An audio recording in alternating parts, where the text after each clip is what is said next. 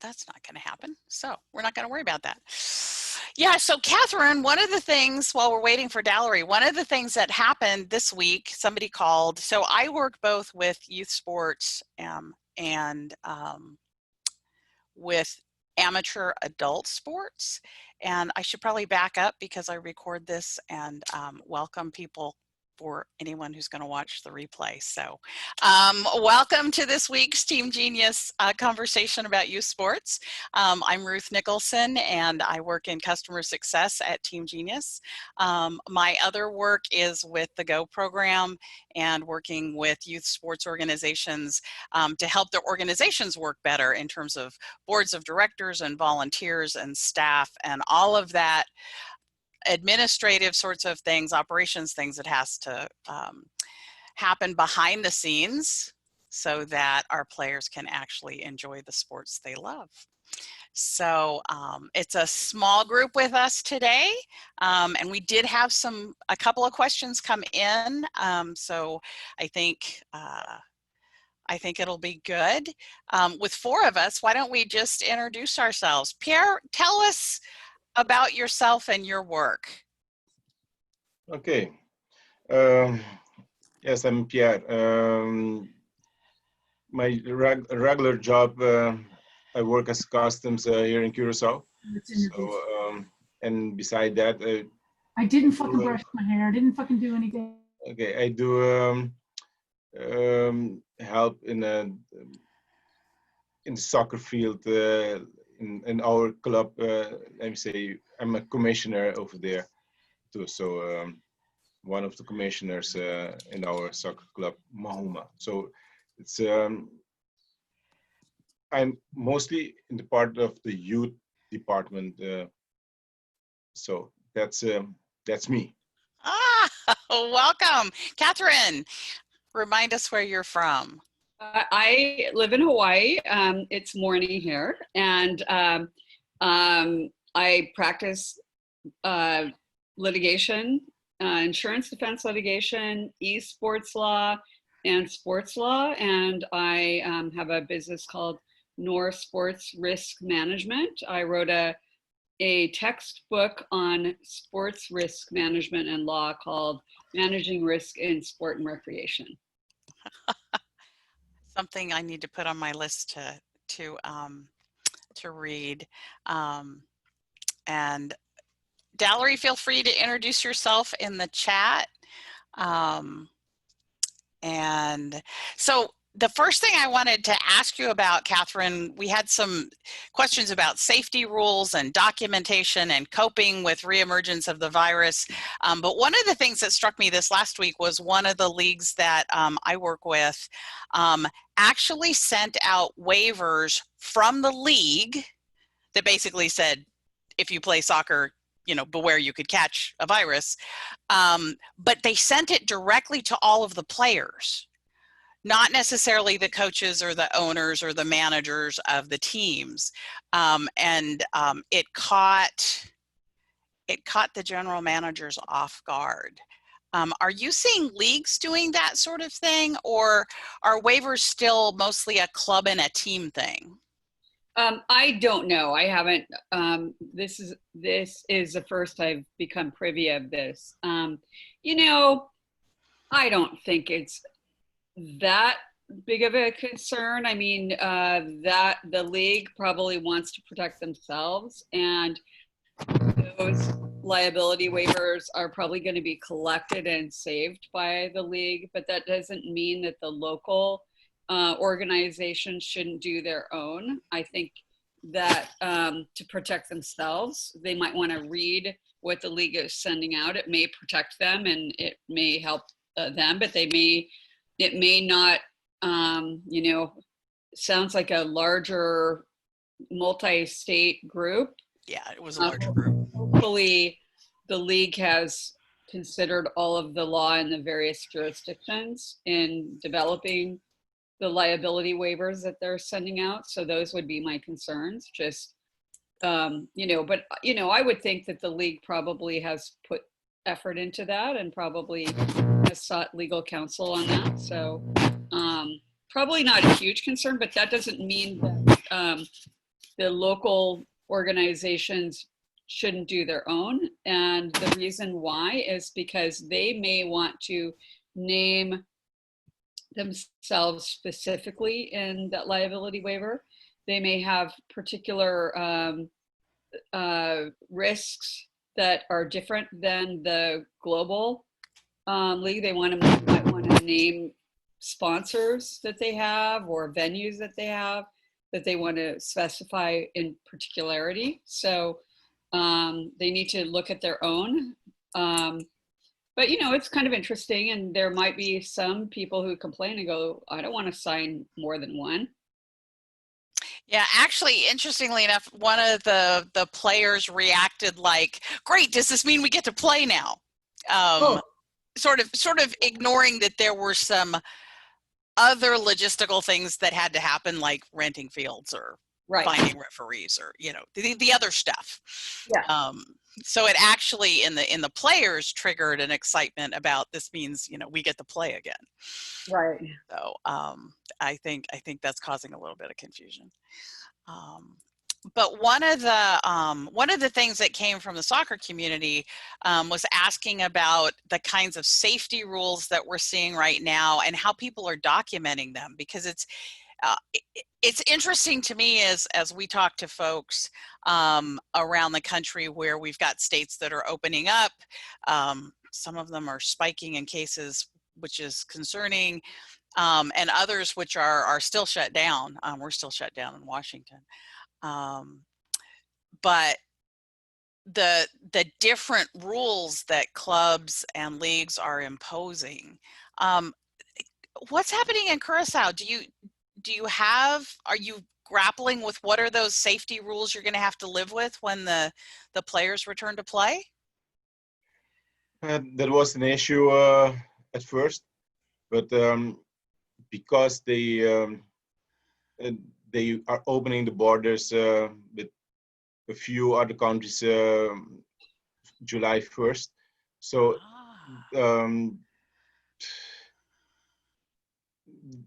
let me say, those clubs, they thought, okay, why we have to stick with those rules you came with, and you're opening the borders. So in that matter, then they told all the soccer teams, okay, you can go play soccer, okay, but things you have to keep in mind is we cannot allow as much people in the stadium as first. So that's by now one of the safety rules, because they wanted to keep the social distance on the field and on the bench, that sort of things. And then the player said, why we have to do this? And on the field, we are grabbing each other, we touching, we falling all over the place, we even sweating, spitting. So why is it all problem? So it's a kind of relaxed thing, and it's about to see how it will turn on, and if there is any problem, they will adjust. Let me say, but it's still a little confused how to deal with it. All right. Yeah, we've seen that here in the States a bit, because the states have not necessarily closed their borders. The border between the U.S. and Canada has been closed. And well, you do have to quarantine yourself in Hawaii, don't you? If you go to Hawaii, there's a 14-day stay-at-home rule. Is that still in effect? Yes, it is, Ruth. We do have the 14-day quarantine. That is in place for returning residents as well as visitors. And what's interesting about that is, as of Tuesday, they have released the 14-day quarantine for inter-island travel. So that's kind of nice, because any sport teams or clubs that may want to play against other, other island groups, that's an opportunity, and without the quarantine requirement. Then, what's interesting here is that they are very strict about enforcement of that 14-day quarantine. And we often see, people wanted on the news with their pictures that they violated the quarantine, and they actually arrest them, and they will put them in jail, and then they send them back to wherever they came from. So it's pretty serious. We really, but there are definitely about, there are hundreds of people who are coming in each day, and we suspect that they're mingling in our community and spreading virus. Oh gosh, because it's unusual from a state perspective, because you're the only state that can handle your borders quite that effectively. Right. We just don't have a lot of island states. Yeah. Alaska could probably handle their borders a bit, but not that well, because, just because of that geography, they might be able to, and because it's adjacent to a foreign country. So true, because that border is closed. Although I talked to a club in Anchorage last week, and they're open. Their season, which is a little later, courtesy of their weather, right, is only being delayed by like 2 weeks. Wow. So the whole impact of all of this that has felt, really frustrating to lots of sporting organizations in the lower 48, at least south of Alaska. They lost 2 weeks off the front end of their season. So they're feeling pretty grateful about minimal disruption. But I don't know, one of the questions that came in from Sagamore Rowing back east was, what about resurgence? And what happens? So Dallery's got a question. It's an email in from California, state of California, regarding field and facility use. We're not issuing out civics yet. When that happens, the groups that use our facilities will have to go by the state guidelines in California. Those groups will be charged for a monitor at all times when they use our facilities to make sure they are following protocol. Any violation and the civic will be pulled, the civic being like a permit. There are also other regulations that will be enforced before a permit is approved. So in terms of liability, does the use of this requirement for a monitor protect the teams or the clubs in terms of liability, if they have to pay for a staff person to watch over them?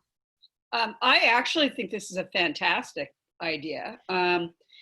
The other day, a couple days ago, I gave a webinar on golf liability and risk management, and talked about this, so it's kind of interesting. When you go into, I'll use an example that we're quite familiar with in our quarantine days. When you walk into a grocery store, I know in Hawaii we have at Safeway, there is a monitor at the door that makes sure you are wearing a mask, and make sure, hands you a cart that's been sanitized, and they also keep count of the number of people in the store. Okay, so what they are doing is they're enforcing the rules. They're enforcing the rules that they've imposed and that the government has imposed in terms of the number of people that are allowed in the store and the requirement of wearing masks in public places. Now, when you're looking at a facility, event where it's indoor or even outdoors, and you have rules, they might be imposed by your governing body. They could be imposed by some other local or state requirement. And whenever you have those rules, or you might impose them yourself, but when you have those rules, you need to enforce those rules. You can have rules and just, have rules to have them, but unless they're enforced, it's not going to help you address a defense if there's a lawsuit filed. For example, if there's a rule that everyone has their temperature taken, okay, and let's just say it's your club rule that everyone has their temperature taken, and the monitor is someone who monitors that to make sure that everyone had their temperature taken when they came in, and the monitor was using the restroom or looking at their cell phone, and a group of people came in and they didn't have their temperature taken. And then later the facts are that one of the players had a high temperature over 100 degrees and was allowed to play anyway because it wasn't monitored. And then other people contracted COVID from that player. Then the argument would be that you are violating your own rules. You were negligent by allowing your monitor to look at their phone and not pay attention. So that would cause, you would have greater evidence of negligence by not having that monitor perform that function that you had, that you had the rules in place for. Okay. Interesting. It's mind-bending because I was actually talking to a club in Northern California and their concern was they kept having guidelines. We need to sanitize our equipment. We need to have the kids put their equipment so many feet apart. We need the coaches to have masks. But the concern was everything said guideline. Like, well, you can do it if you want. And so they were really concerned about, at what point are you going to enforce it, or are you just going to pray that people do the right thing? I live at ground zero for COVID, like the first neighborhood that had cases. I managed to, I didn't get COVID, but I managed to get ill, so I couldn't go out for a while. So this morning, I went to the grocery store for the first time since February 29th. Wow. Yeah, it was exciting, right? Going to the grocery store. Congratulations. Yes. But the thing was, and so I was nervous. I had my mask, I had gloves, I had, wipes in the car, I had my list. I was very deliberate about what I was going to get. I went at opening. I went at 5:30 this morning, so there wouldn't be a lot of people there. And I was stunned that in a neighborhood that had the first cases, that about half the people in there had masks on and the other half didn't. And that it was so much more lax than I expected. And 12 of my neighbors are gone, like dead, gone. So it really is stunning to see the differences in how seriously we take this and how we persuade ourselves or enforce compliance with safety rules and things like that. I was really surprised this morning. When what we see in our neighborhoods, what we see in other businesses, we take this and we apply these to sporting organizations and what our rules are. And let me, I'll make a few observations about that, okay? And we can apply this, okay? So you mentioned you wore gloves. The other day I went into a restaurant and actually that was the first time I actually sat down in a restaurant. I was by myself and it was a Teddy's Burgers, and I actually sat down and I was seeing, this is monumental that I'm sitting down here eating a turkey burger. And so I asked the guy that was at the cash register, and everyone has to wear masks with no exceptions. And I said, "Why are you wearing gloves?" And he said, because some of the customers feel that since I'm handling money and things, that it would be safer. And I said, well, you know, don't you think that you probably wash your hands more than you wash the gloves? He says, well, we occasionally change the gloves. Okay, so that kind of grossed me out. And I'm thinking, that guy is handling money. He's touching things all over the place. And his hands those gloves haven't been washed. He's been wearing them for hours. Whereas if he didn't wear gloves, he would be washing his hands or sanitizing his hands probably every half hour or every hour, whatever the requirements are. So the gloves to me tell me, when I see someone with gloves, I think that I'm not going to touch anything that those gloves touch. That's disgusting. And so that when we're talking about glove use and whatever we're doing, like if there's a glove used in your particular sport, I think there's a concern about how often is that glove washed, and you know, or is that glove being changed? And it just seems like that glove would spread germs as opposed to washed or sanitized hands. And the other thing that I noticed, and I thought that this was interesting, we can wear masks, but if you're not wearing them properly and all the time, then what's the point?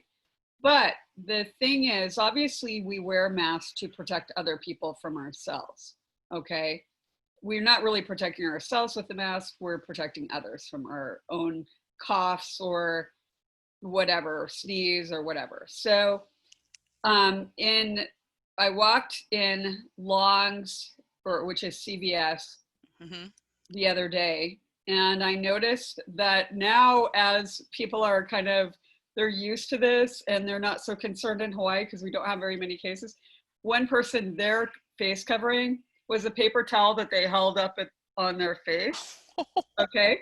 But then as I saw that and was marveling at how funny that was, I saw someone walking through this store who had their mask pulled down and they were eating while they were walking through this store. And so the point that I'm trying to make about that is that in your sporting event, if you require masks or you require something, that means it's required. That doesn't mean that you don't adhere to it, that you wear a paper towel up to your face or you do something like that. Okay, but I get that you have to drink, so you do have to like take this off and go like this and take it off, or take it off properly and then drink. But if you pull it down, any kind of bacteria, I mean, any virus that might be on the mask would probably go all over your face and into your mouth or your nose. So you have to be, I think that that's another issue too, about properly using masks if they're required. Yeah. So Pierre, what kinds of safety protocols are you facing where you are? We have almost the same protocols, like wearing masks and wearing masks not that heavily, but washing hands and those sanitize things were almost mandatory. So our challenge is now that they are trying to start new competitions over here is the guidelines. Those guidelines, some of them, they're very let me take one of them. Is when you tell those guys on the field, try not to spit on the field because another one can slip on it, or that can attract the virus. Then the player will tell you, what am I supposed to do when I'm choking? And those things are kind of ridiculous for them. And yeah, and then you have things that are mandatory, like continually washing hands and try to take the social distance and those things. But in our island, those most things that are mandatory, those sanitizing issues like washing hands and the social distance. And now they started already to be more flexible. It's like, okay, now you see people. It's like going from nothing to all again. It's Oh, it's a kind wow. of difficult. Yes, it's uh, many people, they are aware of the case and what it's all about, but I think because they've been in their homes for so long, and now they're free again, kind of say, it's like they still have to seek their way through to have it all figure out. It's not like they have it all okay. Social distance, uh, no, washing hands and those kind of things. It's okay. Wearing mask. It's not mandatory when going into a grocery or any type of establishment, but uh, sanitizing is one. They can be very fed up if you don't do the sanitizing issues. So when you're working with your athletes, um, how hard or how easy is it to persuade them to at least do the minimum, the washing your hands and those sorts of things? Or are your young people feeling like invincible, like it affects other people but not me? Yes, and the funny the funny thing is, before the COVID thing, um, you saw players coming off the field so many times by to bring some water or whatever, to do whatever, but now they have to stick by some guidelines and protocols. You see, they come off the field less, so because they don't want to keep washing hands every time they go drink some water and those kinds. It has the positive side too. So, but it's Okay. still for us to see how it will work out, because it's like a month now. We just training again, so it's kind of seeking for how it will pan out. Okay. Okay.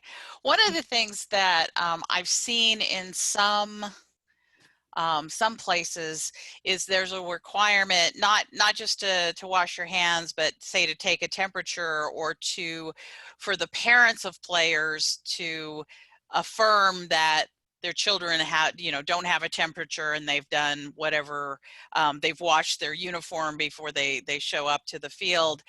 And I'm curious if any of you have heard about, how do you document that? Or do you just sort of smile and wink at the ref and say, trust me, my kid is well? It sort of goes back to that monitoring question of, um, do you take my word for it, or do you actually have to, certify it in a more formal fashion? And my sense is that there's some struggle out there as to how to do that. Okay, what they ask us is to before competition or start, is what they want us to do is give a health declaration about your players, Mm-hmm. and because it's difficult for them to keep track of how sick this guy feel today and how sick he will feel tomorrow. Mm-hmm. So because most of the time you're sending um, your player's name a day or 2 days before the competition, so it's for the coaches to keep track of the players during training and try to be so on the edge of the player's health the day of the competition. But our problem is we don't know yet how it's gonna play on the field, because we just training still. We didn't have any competition yet. So for the players, it's like, really, can you really say how sick I feel today, or how good I feel today? It's, yeah. Tricky. Well, so one of my observations is Dallery's from Southern California, Pierre's from Curacao, Catherine's in Hawaii. Claudia, you and I are Northern Tier folks. Claudia's from the East Coast of the US, and her sport is rowing. And I know in the Midwest, they're having some really high temperatures. I talked to a friend, a softball player this morning in Nebraska, and they are in the 90s. So I'm trying to imagine wearing a mask when it's hot and being an athlete. How, Catherine, do you have some ideas about heat stroke and water and keeping yourself healthy when we're trying to keep ourselves healthy with masks too, but heat is a really important thing as we go into summer seasons, at least in the Northern Hemisphere? It's almost. Oops, we lost you. Can't hear me? There you are. There you are. Okay. For outdoor sports, in a way, if you were looking at youth sport, and I was just looking at a study about transmissions. It's actually says studies suggest COVID-19 transmission is much less likely in outdoor spaces and indoor settings. Okay, so now let's look at this. In this study, 77 of the 88 who only met people outdoors did not infect anyone. Okay, so then if you look at the less likelihood of infecting people outdoors,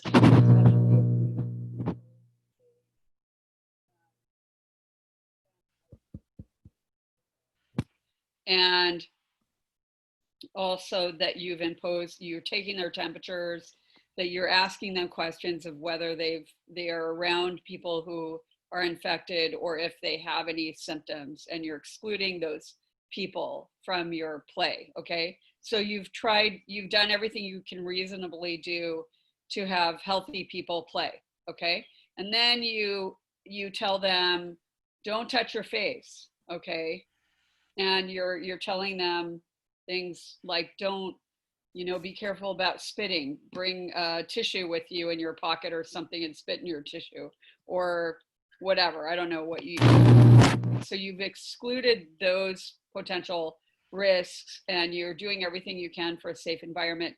And you're saying, we are concerned about heat exhaustion and heat stroke, so we're not requiring you to wear a mask because that would increase that risk.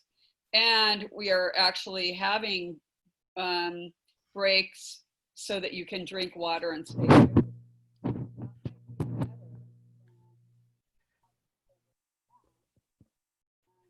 And be in hot temperatures, and have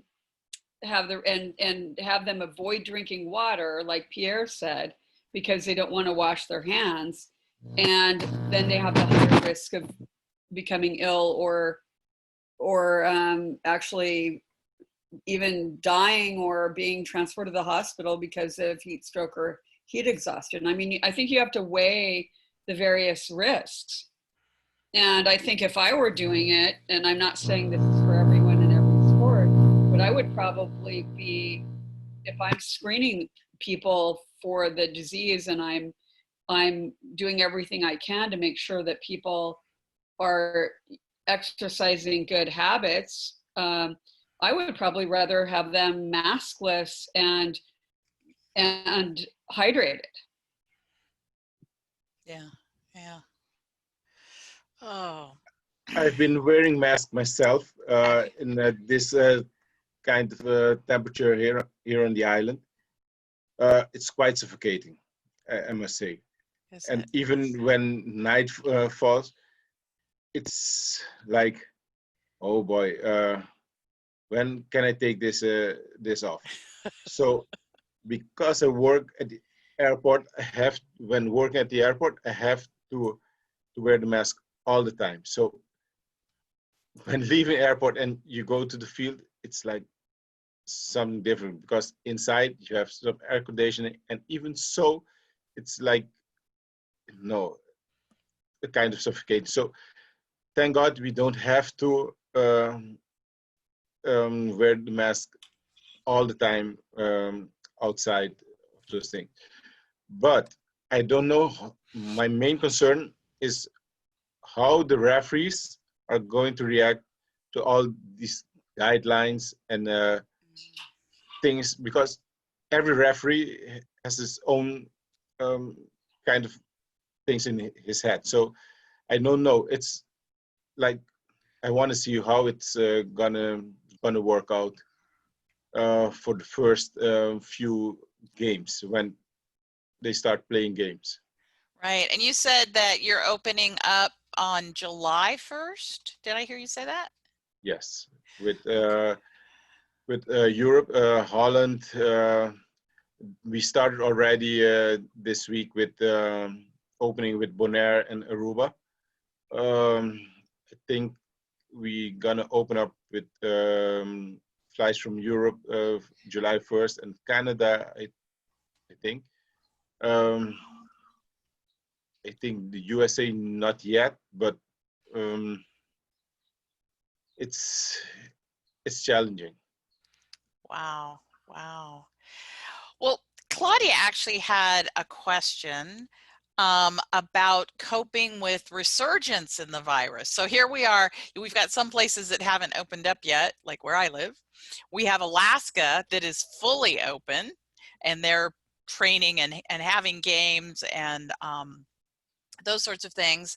And then some folks kind of in the middle that are in, phase 2-ish, partially open and hoping to go farther. And yet the statistics in a number of our states here in the United States are spiking up.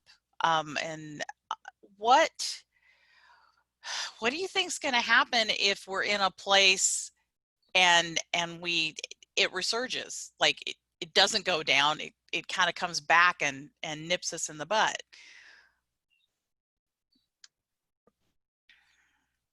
Or is that the great unknown? Maybe that's the great unknown. I've been asking around because we know by opening up, especially because we opening up with Europe, let us say, and we know like Aruba is opening up with the USA, so things will come back, and we have the problem in all kind of sports because we lost a lot of funds because a lot of business, they went down or they have to deal with their own funds inside, and they don't really want to take chances again.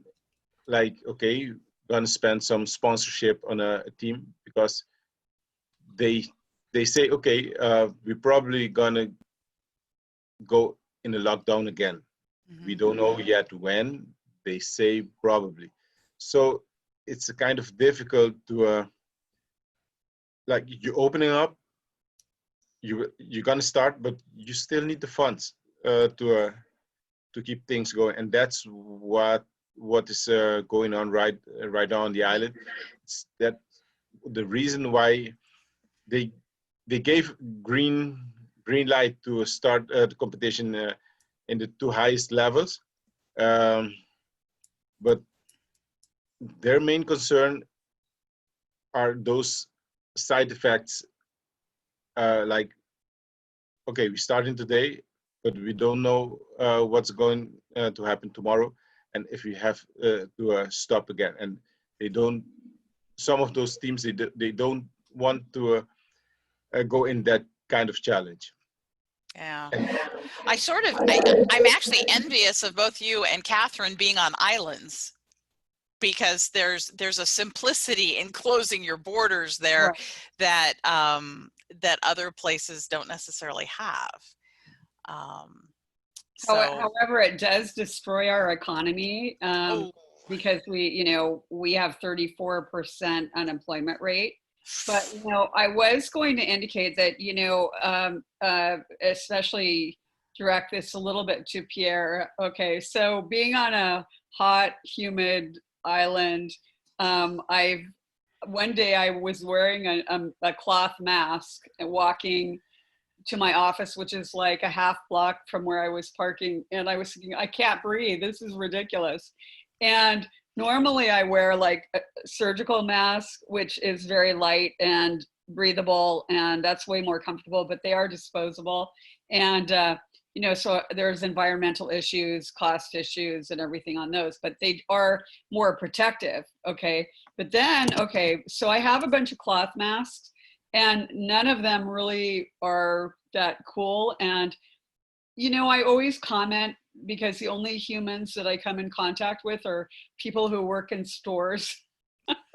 um, so I always have conversations with them about their mask fashion. And I was talking to this gal at Foodland, and she was wearing this mask, and I was mentioning how difficult it is to find a mask that isn't too hot. Well, she goes, well, look at my mask. And they were selling them at the counter. And this mask has mesh inside, and actually has a little section to put a filter in. oh And wow. and she said it was very light and very it wasn't hot like all the others. So I thought that because this mesh inside has little holes in it, I thought, wow, that's a pretty neat thing. So and then I also have noticed on the internet, I did notice that there were sports masks made with different materials. Uniqlo, it's a Japanese or Tokyo company. I think I saw on their website that they're making masks out of the material that they make their, kind of more athletic type clothing out of. And I know that some of the other other clothing manufacturers are doing the same. So I think there's some opportunities, if they must wear masks, to wear masks that are more designed for activity and athleticism, as opposed to what you would wear, some stifling mask you would wear into the grocery store and that you're going to take off as soon as you leave. Okay. So I have to apologize to Claudia. She's technically on an island as well, just not very far off the mainland. So different kind of question. I mentioned Dallery's in California, and she said California is going to start high school sports and monitor for a couple of weeks. And there's lots of information about the cost and that making it hard to play sports. And she's wondering what the costs are to organizations if they start up again and then they have to shut down again. And I did read, where did I read this week? That somebody was worried about, they had the wherewithal to start up again, but if they had to shut down a second time, it literally could put them out of business.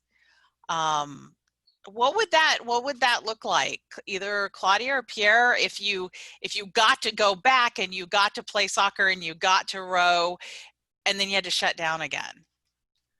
Oh, Ruth, I hope it will not happen, because we already lost a lot of players, because we saw a lot of players that didn't came back yet. Because of their own issues and the health issues, the cost cap at home, at your organization. But I can feel what Larry is saying, because we don't know how it will pan out if it happens, because because of all the protocols and guidelines we had to take in recognition before starting, because now we have extra cost. Our funds didn't were funds like, wow, we have a lot of money. No, and now you have to buy sanitizers, alcohol, all those other things before buying uniform and soccer balls. And so if it happens again, I don't know. I really don't know what's gonna happen. No. Oh yeah, I saw on Facebook. Was it Facebook or Twitter? Might have been Twitter. A friend of mine who runs a club in Southwest Washington, and they fixed their office so it's one way to go through, and you can talk through the glass and get help you need, and they have their own field complex, and they fixed the parking lot so you drop off here and you pick up there, and they've got signs and little footprints everywhere so people stay in the right place. But what struck me was he now has to have more volunteers or more staff to monitor all the sanitizing stations and to point people where to go. And so the cost to him, because volunteers are not free, right? He now has to staff up to have more people at his soccer complex when the kids are out playing, just to manage the people. And so, you know, I was thinking about, it's not necessarily, it is writing checks for sanitizer and equipment, but it's also who are the people that are going to help you make sure that we're all trying to behave as well as we can. But he was 3 volunteers a night short. Yeah, I mean, that adds up. But you know, the thing about this is when okay, let's look back at what we see all the time at the grocery stores. Okay, I mentioned Safeway, and that there's a person designated that stands there. But if I go into Walgreens, there's no one that is at the front door making sure that I'm wearing a mask. If I go into the bank, you know, I mean, you don't have to wear a mask, or you do, whatever. I mean, it's federal, so you don't have to do anything. And, you know, at the beginning of this, when things open up, there seems to be more of, more of a concern. Like there were some organizations or, you know, some stores or whatever, where they would actually have people monitoring and standing up front. But after they had been open for a while, for example, CVS, they no longer have someone counting people as they come in. And, you know, maybe the measures happen for a short period of time, but as play returns and people get back into it, you may release some of those things. You know, maybe you don't do that as long as things are kind of okay. And, you know, there may not be anything requiring you to have a monitor or have all those volunteers, but you may choose to. You have to determine what kind of risks you're comfortable with. Yeah. You know, it depends on each organization. They have to decide for themselves what they are comfortable with. And then there's the other thing, what they can afford to do. If you can't return to play because you can't afford to do all that, then the question is, you have to make your decision as, maybe we should return to play, and we'll do what we can afford, and we will just rely on the players and explain this to the players and rely on their being honest in their reporting of potential symptoms or contact with infected people.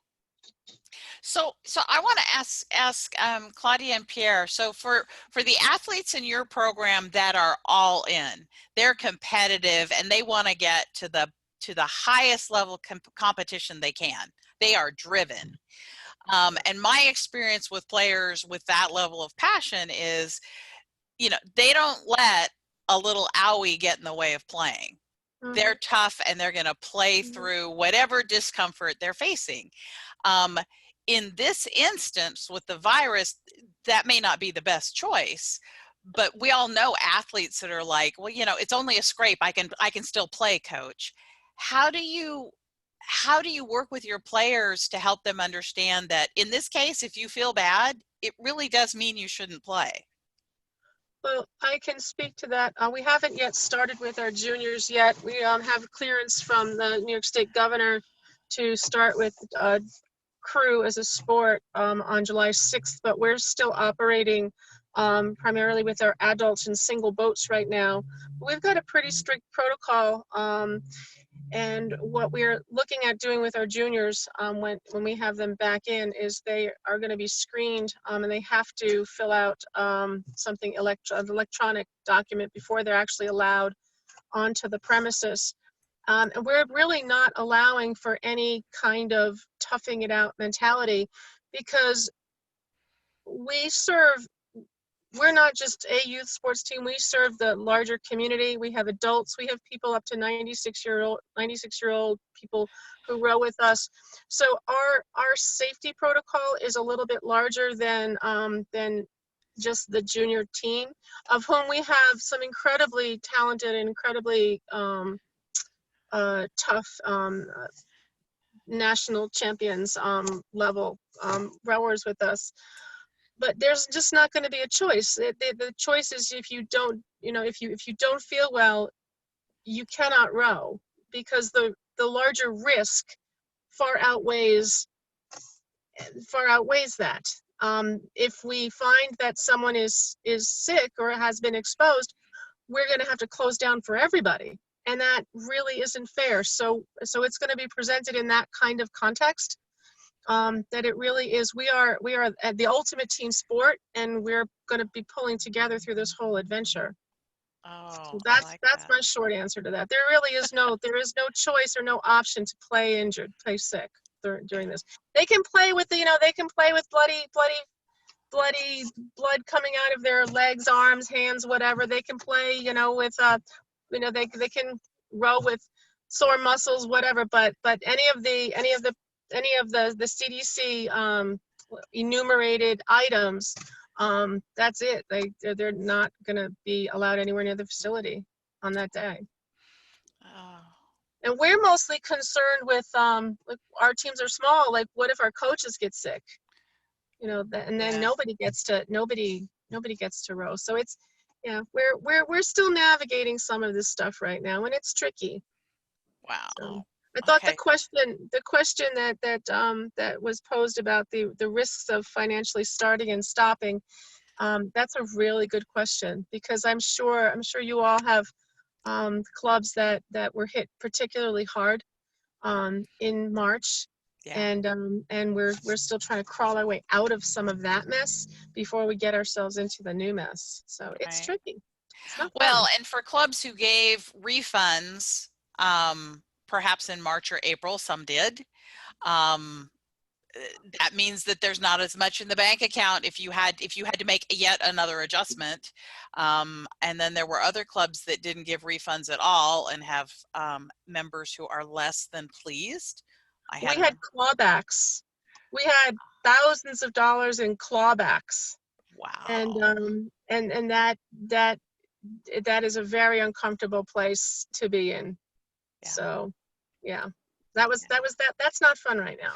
No, that part, or folks who had signed up, if you have payment plans, so the $100 a month is coming out on the 15th of the month, and it just happens. And then I do have colleagues who, have had those calls where they said, well, no, you shouldn't have automatically taken it out. And that was the agreement that was signed months ago, right? But now we've got folks who are handling payments and clubs and handling people who are really unhappy. What we are going to do is we'll go month by month.